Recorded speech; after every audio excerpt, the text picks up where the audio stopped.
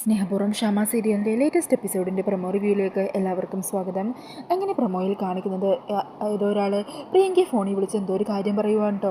അങ്ങനെ അയാൾ പറയുന്ന ആ കാര്യം കേട്ട് സന്തോഷത്തോടെ നിൽക്കുവാണ് പ്രിയങ്ക.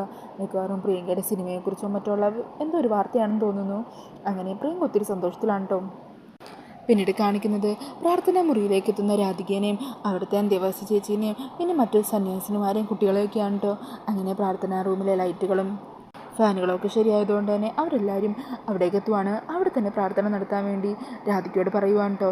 അതിനായിട്ട് രാധികയോട് തന്നെ അവിടെയുള്ള ദീപങ്ങളെല്ലാം തെളിയിക്കാൻ പറയുവാണ്.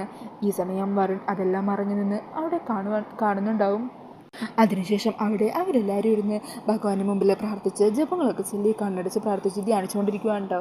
ഈ സമയം രാധിക തന്നെയായിരിക്കും പ്രാർത്ഥനകൾക്കെല്ലാം മുൻകൈ എടുക്കുന്നതിനും. അതിനുശേഷം അവരെല്ലാവരും കണ്ണടച്ച് പ്രാർത്ഥിച്ചുകൊണ്ടിരിക്കുകയാണ്. ഈ സമയം വരുൺ എല്ലാവരും കണ്ണടച്ചിരിക്കുകയാണെന്നുള്ള കാര്യം മനസ്സിലാക്കി പമ്മി രാധികയുടെ അരികിലൂടെ വന്ന് അവിടെ രാധികയുടെ മുമ്പിലുള്ള ഒരു തളികയിൽ കൃഷ്ണനും രാധയും ചേർന്നുള്ള ഒരു സ്റ്റാച്ചു പോലത്തെ ഒരു വിഗ്രഹം ഉണ്ടല്ലോ, അതെടുത്ത് വെക്കുവാണ്. അതിൻ്റെ ഒപ്പം ഒരു ലെറ്ററും കൂടി വെക്കുന്നുണ്ട്. എന്നിട്ട് വരുൺ അവിടെ നിന്നും മാറി വാതിലിനോട് മറഞ്ഞു നിൽക്കുവാണ്. ഈ സമയം രാധിക പെട്ടെന്ന് കണ്ണ് തുറക്കുമ്പോൾ കാണുന്നത് തൻ്റെ മുമ്പിലിരിക്കുന്ന പാത്രത്തിലിരിക്കുന്ന കൃഷ്ണരാധ വിഗ്രഹത്തെയാണ് കേട്ടോ. അങ്ങനെ ആ വിഗ്രഹം കയ്യിലെടുത്ത് രാധിക ചുറ്റും നോക്കുവാണ്. ഇതാരെ ഇപ്പോൾ ഇവിടെ കൊണ്ടുവന്ന് വെച്ചത്? ഈ സമയം വരുണാണെങ്കിൽ ഒരു കള്ളപ്പുഞ്ചിരിയോടെ രാധികയെ തന്നെ അവിടെ വാതിലിൻ്റെ അവിടെ നിന്ന് മറഞ്ഞു നോക്കിക്കൊണ്ട് നിൽക്കുകയാണ്.